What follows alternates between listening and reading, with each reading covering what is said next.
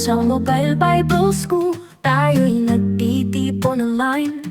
Sa tahanan man o saan ka man, naroroong tunay kaalamang makalangit at biblikal na aral ay makulay. Sa biyaya ng Diyos tayo'y lumalago sa buhay, karunungan at lalim sa pananampalataya. Sa Mobile Bible School, ito'y abot kamay na. Sa bawat aralin, tayo'y Ang ating pong subject ngayon is all about 11 basic principles of graphic design layout. At dahil tayo po ay may course na digital arts, art and design ang pinag-alternate natin yung topic natin actually, and i-differentiate natin yung kaibahan ng graphic design at saka graphic art.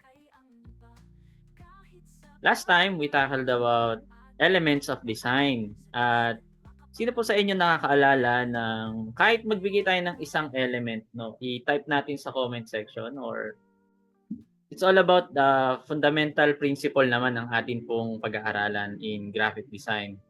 So, bilang introduction, let me read this. In graphic design and arts, there are 11 fundamental principles guide the creation of effective and visually appealing composition. So these principles serve as foundational tools for organizing and enhancing visual content. So kung gusto nating mag-convey ng isang message, napakahalaga nitong 11 fundamental principles na ito. So each principle plays a unique role. And sometimes, yung role na yon ay overlapping. No? Pero pwede nating i-distinguish talaga yung kanilang role sa isa't isa. So from establishing structure and guiding the viewer's eye to creating harmony and focus within a design, so together, they help designers communicate ideas clearly and aesthetically. So ensuring the design resonates with its audience. So para ma-convey ng mabuti at maayos yung gustong iparating ng isang artist or designer, kailangan nitong tinatawag na 11 fundamental principle. So before that, ito ay sa design, i-differentiate muna natin yung graphic arts at saka graphic design. So ano ba pagkakaiba ng graphic arts at saka graphic design? So the difference of graphic design and graphic arts lies in their focus or application.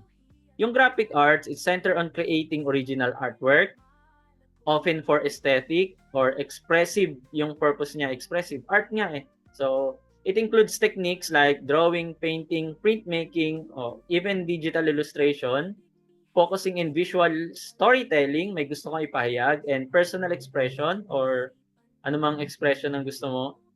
But it is mainly abstract at saka subjective. Kumbaga, wala siyang concrete na message, no?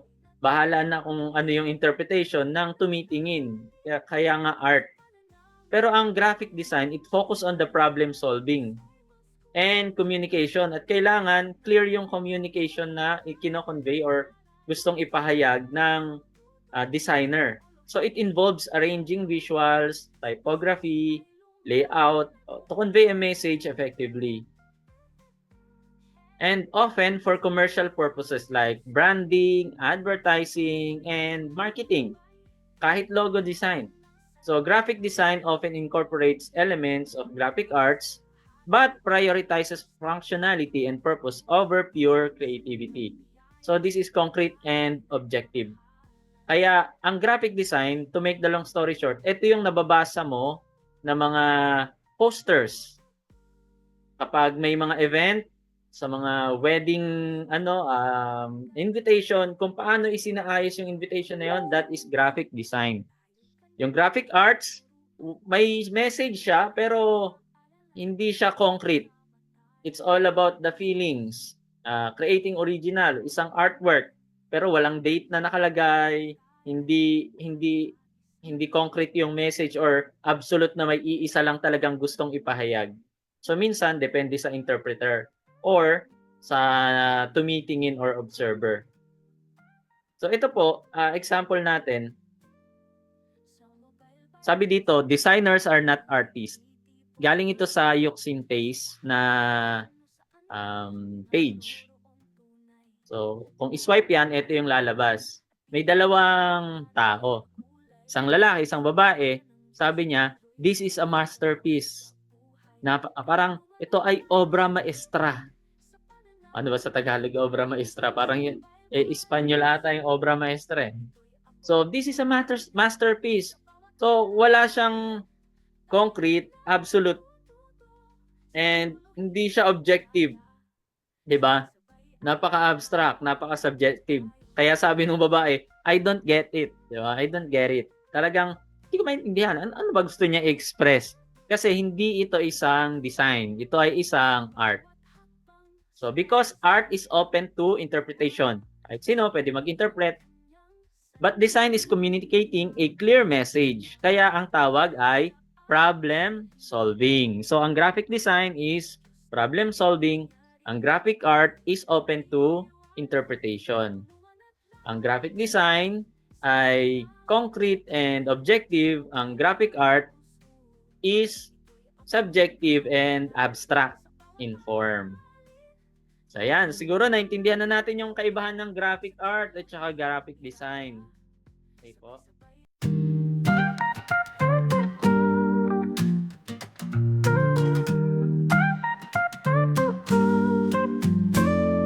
Sa Mobile Bible School, tayo'y nagtitipon online. Sa tahanan man o saan ka man, naroroong tunay. Kaalamang makalangit at biblikal na aral ay makulay. Sa biyaya ng Diyos tayo'y lumalago sa buhay. Karunungan at lalim sa pananampalataya. Sa Mobile Bible School, ito'y abot kamay na. Sa bawat aralin, tayo'y natututo sa teolohiya at biyaya. Sabay-sabay ay lumalago tayo.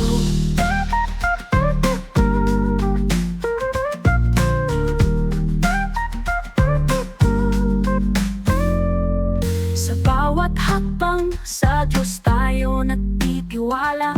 Sa gabay ng Kanyang salita, ating inaakay ang iba.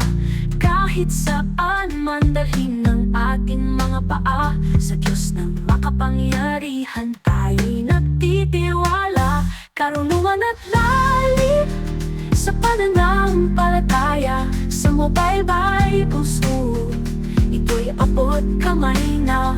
Sa bawat aralin, tayo'y natututo sa teolohiya at biyaya. Sabay-sabay ay lumalago tayo.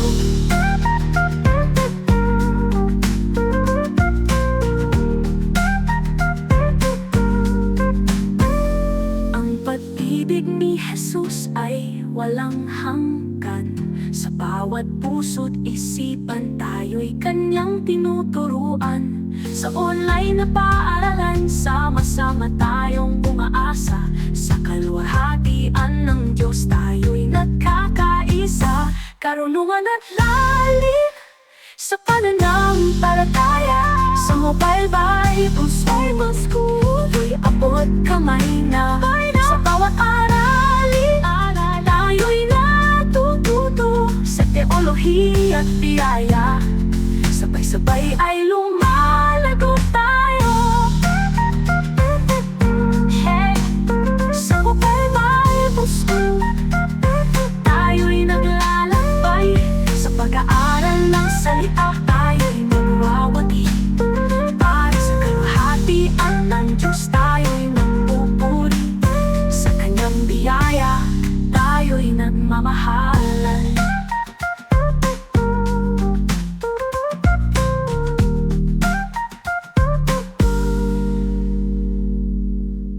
Ang pag-ibig ni Jesus ay walang hanggan. Sa bawat puso't isipan, tayo'y Kanyang tinuturuan. Sa online na paaralan, sama-sama tayong umaasa. Sa kaluwalhatian ng Diyos, tayo'y nagkakaisa.